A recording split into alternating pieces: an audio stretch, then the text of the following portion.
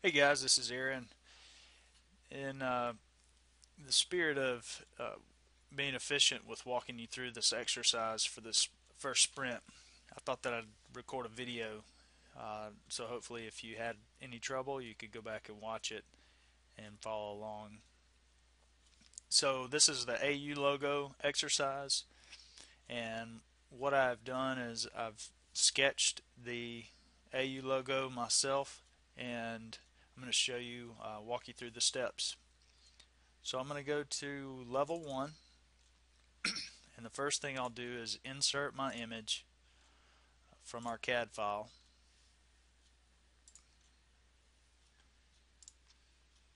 And periodically I may pause the recording, but here we have our image, and so I need to rotate this. So I'm going to select it, our image, and the next thing I need to do is to scale my image. The assignment says that the scale needs to be roughly 10 feet across. As it sits right now, if we measure this, it is about 80 feet just based on the image. Uh, so I can select this image, and you'll also notice that in the properties the width and height of my raster image is pretty large. So to scale this, what we can do is we're going to select our image and use the scale command. Now we can zoom in on one corner, and obviously for this exercise it's just approximate, but we're going to select one edge or one corner, and now roughly select another corner, and then we can manually type that this, if we move our scale uh, to the left or right, we can type that this needs to be 10 feet. And in Revit, you can, it's optional whether whenever you're entering a dimension whether you can hit 10 the tick marks or not.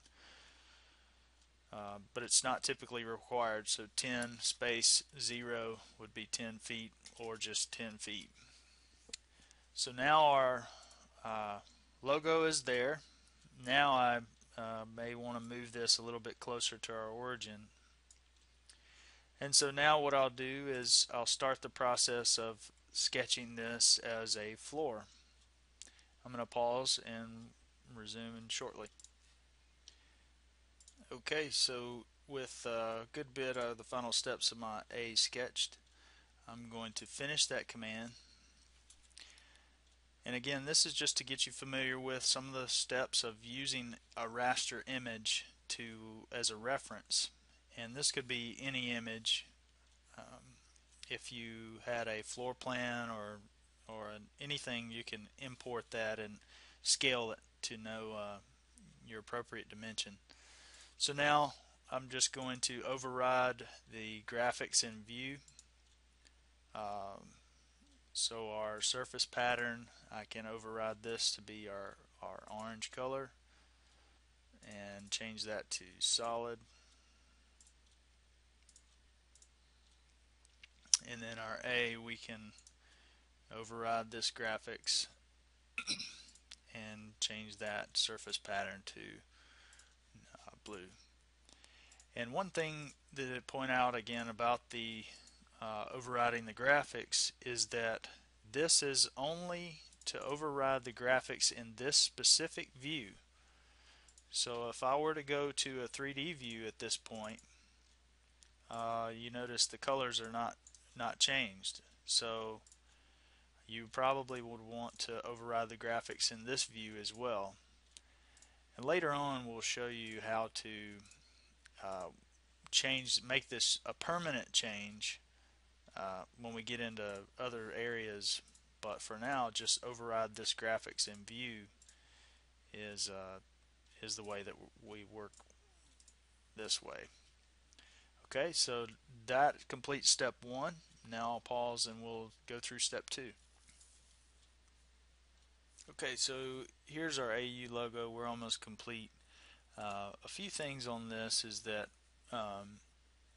one thing we want to try to do is uh, use some of these spline commands or arc and radius, but this is a decent effort where we've modeled the outline of the logo, and when we finish that command there may be some other floors that we can come back and add another area or boundary to create a floor for that. You would override the graphics in this view as well.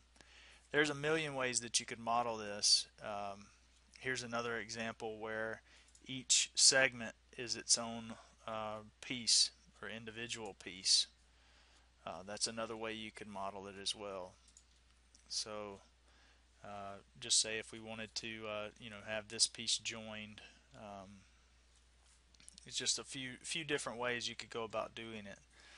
Another way is I'm going to remove this piece, but now once I have this boundary made, so this is one full piece, is the outer boundary, and just to show you I can override these graphics and have that pattern visible there. But one thing, rather than if you notice, rather than retracing this independently, once I have this logo, I could create another floor and simply use the interior boundaries, and as I hit my tab key, now all of these boundaries are selected. So trying to get in the habit of just thinking about what geometry can I use and reuse, and try to make this as smooth and simple as possible. So when I finish this, now my AU interior, the orange part, is going to be using that line work that I've already drawn. So it's just a little faster way to place that. So now I'll pause and do the third step, and we'll talk about that.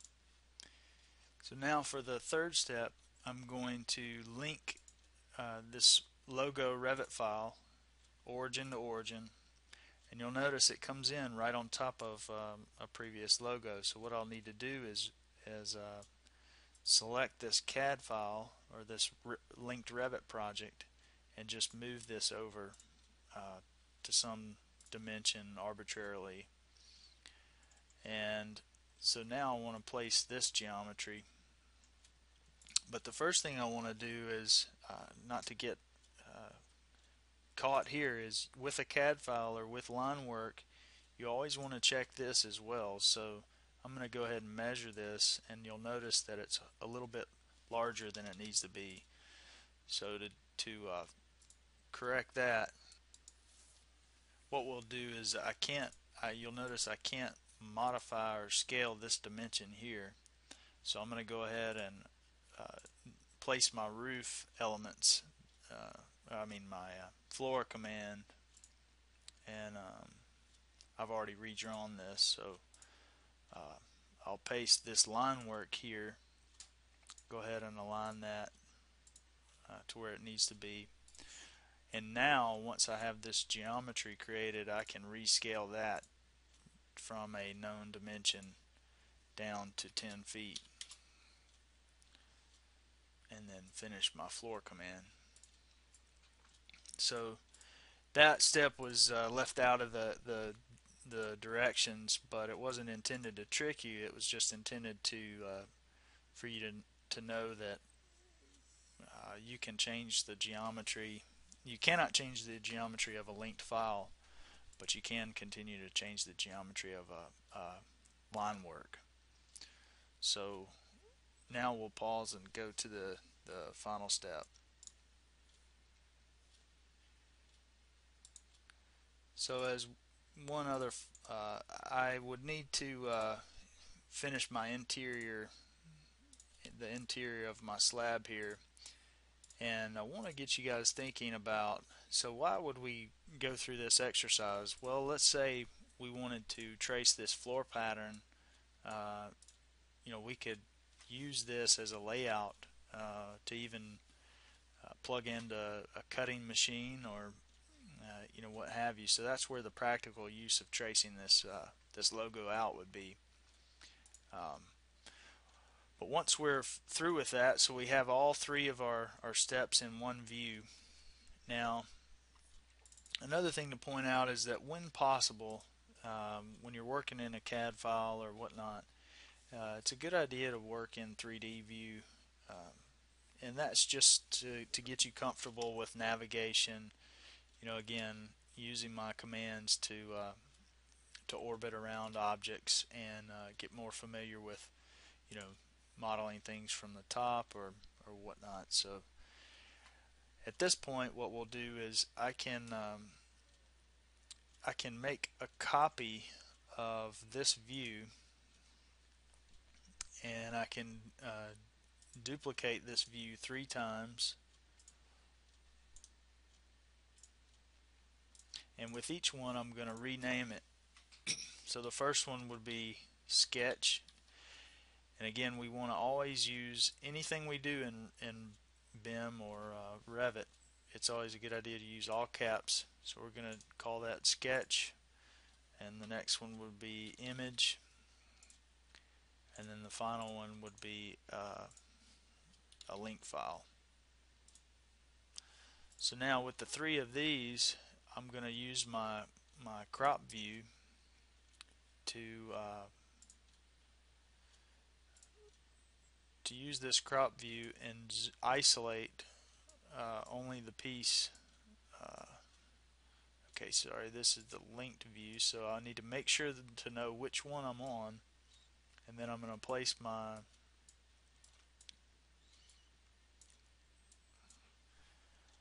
crop around that view, and then when I select to do not crop the view or to hide the crop region, this is the only thing that will be visible in this view. So I'm going to do that to the rest of the 3 sketches. So here the image, so this one here will be I'll do the same thing to the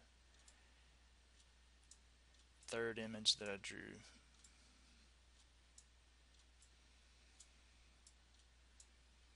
Here, and then to the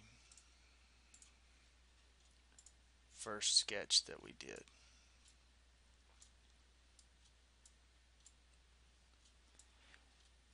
And now I'll go to our sheet and show you how to place those on.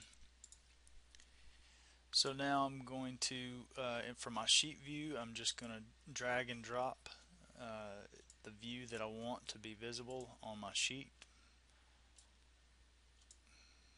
And you notice I can snap to where those need those to go.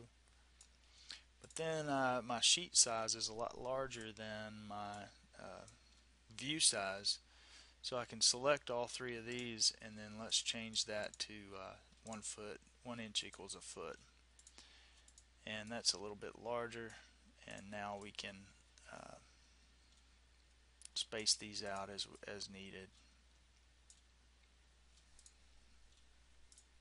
on our view. If I do not want these crop regions visible, I can select multiple images here, and on the properties, deselect crop view visible and apply that. So now we have all 3 images. I can move these viewports as needed, and then maybe as one final step I'll just drag and drop our final 3D view. And one thing here that's important is, so maybe we'll change the scale of that one. Here it looks like it's in 2D, but to activate that view I can simply double click, and then you'll notice that I'm in a 3D window here. So I have the 3D view active even though I'm in my sheet view, and I can use my commands to get that image just right, or get that view just right as needed. And then just double click to exit the command. Another way to you can also right click and activate the view. But that kind of wraps up the first sprint. And from here, you would just take your screenshots and submit your work. So good luck.